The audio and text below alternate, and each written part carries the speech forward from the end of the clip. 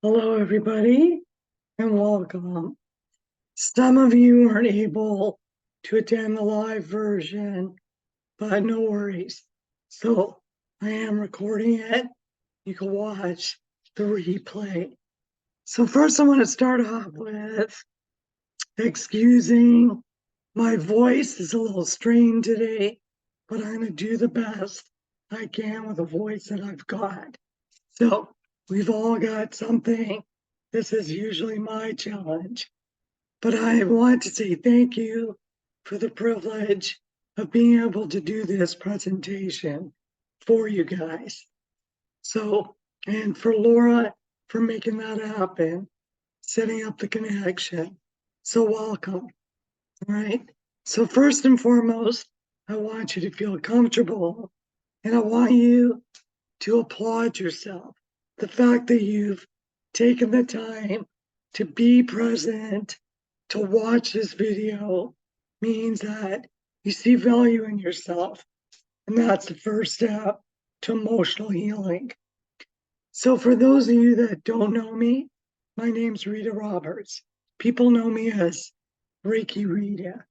I have over 15 years of experience in the holistic health industry as an energy healer. I also have 30 plus years as a parent, 2 years as a grandparent, actually 4 years as a grandparent. I also have three adult children. I've been divorced, remarried. So I'm quite normal like the rest of you. I've just got a little bit of experience tucked away that I want to share with you today. So I'm also a holistic emotional health coach, an educator, and an author of this book called Parents with Price Tags. Heal yourself of family dysfunction and learn to love your children unconditionally. So a lot of my focus on emotional healing is family relationships, okay? Because that tends to be where the root of a lot of our emotional health begins. So I specialize in emotional healing and empowerment of divorced moms and adult children who are suffering with stress and negative emotions like depression, anxiety, due to being raised perhaps in a toxic family environment with emotionally damaging parents. So, pretty heavy stuff. A lot of people aren't talking about it, but I am. So that's why I'm here to help you. Okay, so let's get started. So today's presentation is the connection between your emotional health and your gut health, because everything is connected. And you'll learn by the end of this presentation that everything is not separate. It all goes hand in hand. Okay, so that's a topic we're talking about today.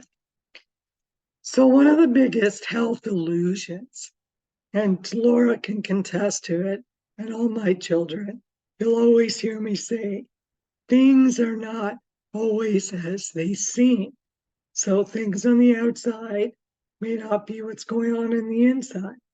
So, a common mistake that many people make when they're trying to find the source of their pain is they only focus on the physicality, on the physical pain. Okay. So it may seem like your gut problems are all physical problems, but I would put my money on that when we look behind the curtain and go a little deeper, you're going to find that your true source is probably emotional. Okay. I'm going to switch this to, there we go. That's better. All right. So to find the root cause of your pain, you have to go deeper than just your gut. Okay. Deeper than your body, deeper than the physicality. So I like to use the analogy of a dandelion because we all know how they work. If you just mow them over a week or two later, they're back up. Why? Because we're still haven't pulled out the root. If you don't deal with the root, the problem will manifest again. Will keep growing. So if you want to find the root or the source of your gut pain, then pay attention to your emotions. Otherwise, you're only treating the symptom and the problem will just return. So how many people seem to have that problem? Tons, tons. Okay. So we got to go deeper. Let me just move this out of the way. All right. Because we always get emotionally sick before we get physically sick. Physical sickness always starts with emotions. So let's look at this chart. We start with the emotions, which then creates our thoughts, and we start thinking about things, which create our beliefs and what we believe about the problems, which creates our behavior. Okay. So no part of your body is separate and ever functioning by itself. I used to do reflexology. And when I learned how to become a reflexologist, I had a very newfound respect for body parts, that each one of them is like a domino. They all work and coincide with each other. Each system works with each other. So you can't just pull out, it's like losing weight. You can't, you got to work out your whole body. You can't just say, I want to lose weight on my behind. The body doesn't work like that. The body will work on losing and toning the whole body. Okay. So start thinking that way, that your body works as a whole. It's a team. Each part, organ, tissues, muscles, cells, etc., they all communicate with each other. So again, they're like a sports team. You work together. And your hands, your feet, your eyes, your hair, your nails, and your gut give you clues as to where you're losing energy to stress. So the trick really is to listen to your body, okay, for those clues. Okay. So how to tell if you have poor emotional health. Now, if you stick to the end of this presentation, I have a little gift for you. That's also going to be a little quiz on how you could check your emotional health. Okay. So, how to tell if you have poor emotional health? Here's a couple things. Have you become uncharacteristically angry, frustrated, sarcastic, or reactive? Are you sad or depressed quite often? Do you want to withdraw from people? Have no desire to socialize? Would rather be home alone most of the time? Like some of us, it's good to have balance, socialize, home alone. But if you're finding yourself just wanting to be home alone more than that, then that's an issue. Do you engage in risky or dangerous behavior? Do you self sabotage? Not taking proper care or respecting yourself? Do you have addictive behavior? Alcohol, do you turn to alcohol, drugs, overworking, gambling, gaming, shopping, over or under eating, too much sugar? There's so many addictions out there. Okay. Are you anxious, stressed, reactive, very easily triggered? Okay. Do you have sleeping problems? Not getting through a night with a good night's rest? Do you have low energy? Always tired and exhausted? And do you tend to feel hopeless? Feel like just giving up on your life? Okay. What I found with the most of my clients that suffer from poor emotional health most tend to be depressed as well. Okay. And they also have no lack of faith, and they have a sense of hopelessness. Okay. So every decision we make is based on one of two things, either fear or love. Okay. So let's take a look at it. So fear we equate to negative emotions. Fear creates negative thoughts, and then negative thoughts makes us feel hopeless in what we believe. This is never going to get better. My gut's always going to be this way, you know. So you may start with your negative thoughts that, what if somebody hears my stomach churning? What if I have gas? What if, what if? A lot of the what if. That goes into that hopeless beliefs. This is never going to get better. It's been like this forever. And then when we feel hopeless, we create destructive behavior, meaning, what's the point of trying? I may as well eat this pizza. Who cares? So that's what negative emotions does to the cycle of your thoughts, beliefs, behavior. Okay. So I want to shift you into positive emotions, which creates positive thoughts. Yes, I have this problem now, but it's going to go away. I feel in my gut that it's going to get better. Okay. And that makes you feel hopeful that this isn't forever. This is a temporary thing. I'm going to learn how to fix this, and it's going to go away, and I'm going to have a normal gut health. So then you create constructive behavior, and you start doing things like coming on to this presentation and also exercising, drinking more water, whatever it is you have to do, supplement yourself to make things better in your life. So that's the power of negative and positive emotions.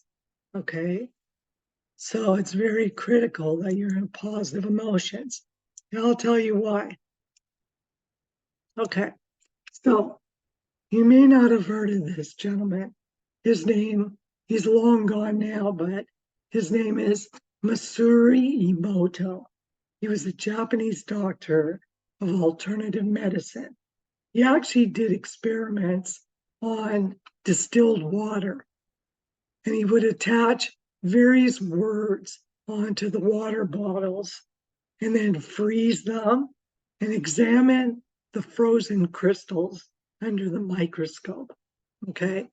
Interesting. He discovered that positive words and emotions directed towards the water. So basically, holding up the water, saying, I love you, I'm grateful for you, just, positive things. So saying positive things actually produced beautiful crystals. Okay. You could see below right here. See love? Look how gorgeous it is. Look at thank you. Look how gorgeous it is. But then on the alternate, saying negative emotions and negative words about yourself produced ugly, deformed crystals, cancerous looking. Look at the I hate you. It's ugly. It's horrible. Now remember, okay, if you're saying horrible things about yourself, your beliefs that, your gut issues, my stomach's bloated, I look horrible. Watch what you say, please, because 75% or 80%, whatever the percentage is, of the human body is water. Okay. So it's important that your emotional health is good and the self talk that's coming out of you is positive and unconditionally loving if you want to develop those healthy cells. Okay. So this is critical. So now I want you to see the correlation between your emotions and your gut health. Okay. So according to Louise Hay, she too has passed now. She was a metaphysical expert and teacher.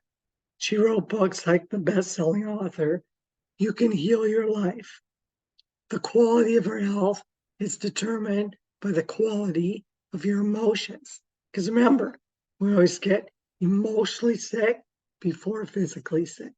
So I've wrote down, with Laura's help, some of the common problems that you might be having or experiencing through gut issues and the emotional cause. I want you to see if you recognize some of the causes, the emotional causes and the problems. So number one, bowel problems or colon. The emotional cause is fear of letting go, usually the past. So what is no longer needed. That's also constipation, which is number three. Constipation, fear, refusing to release old ideas stuck in the past. So think about it, not letting that stool go. Okay. Number two, going back up, colitis is also fear and insecurity of letting go of what is over. All right. So those first three ones already are about staying stuck, not letting go, just continuously playing the same broken record in your head over and over again, refusing to let go. Number four, diarrhea, fear, and rejection is the emotional cause. Okay. Number five, fatigue. The emotional cause is resistance. That too goes with fear and insecurity of letting go. Six, many of you experience gas or flatulence. Again, fear, gripping, undigested ideas. Okay. According to Louise A., gastritis means prolonged uncertainty, always having a feeling of doom or fear or something's going to go wrong. Okay. Hemorrhoids, fear, anger from the past, afraid to let go. Number nine, parasites, giving your power to others, letting them take over. In fact, I just got my blood work done and I've got apparently parasites. So there you go. And I can relate to giving my power over to others. Okay. Stomach or ulcer issues means dread, fear of change. This is a big one for a lot of people. Okay. How would you feel if you didn't have stomach issues? Imagine that. You've probably become so accustomed to dealing with gut pain, gas, bloating, that you don't even know what your life would be like or dare imagine. Okay. And then finally, yeast, candida, denying your own needs, not supporting yourself. Does that sound like you? Any of those? Well, now you know why. So let's talk about a little common scenario here. In your everyday life, let's talk about that. Okay, so let's help Mary solve the root of her gut pain. Okay, so Mary does everything physically possible to help her gut heal. She takes her supplements, she does her colonics, she avoids certain foods, she's doing everything possible, but nothing seems to be working. So Mary has, what you don't know about Mary, she has a stressful relationship with her mother. Often you'll hear Mary complain about her mother because she's unhappy with her. So you might hear Mary say stuff like, I can't stomach my mother anymore. She makes me sick to my stomach. I don't have the guts to tell her off. I should have listened to my gut. The sound of her voice makes my stomach turn. I need to digest what she's saying to me. My gut feeling says to keep a healthy distance from her. I hate her guts. Okay. Sound familiar? Can you identify the source of Mary's gut problem? Where's the root problem? Is it she's doing everything physically right, but listen to what she's saying. And she's pointing all that negative energy to her gut. Okay. Is it any wonder that her gut's having problems? So I also want you to pay attention to the fear-based unconscious messages too. I've got my friend's permission to upload a text she sent to me a little while ago. Look at what she said. I had invited her to come over, but she couldn't make it. So here's what she said. So I said to her, the invitation's always open, you guys. Follow your gut. That's what I said. She said, grrr, my gut tells me to do the family thing. I hate my gut. And I reply, my gut says the same. Don't hate your gut. You have enough problems with it. Send it love. I'm sending it love to you. So coincidentally, my friend Lisa suffers with poor gut health as well. And look at the terminology she uses. Okay, so let's go through the process of negative emotions that might be causing some of this. Now, you might be saying to me, well, the physical issues are very real, Rita. And I'm not saying that they're not, because they are, because they will manifest physically in real time.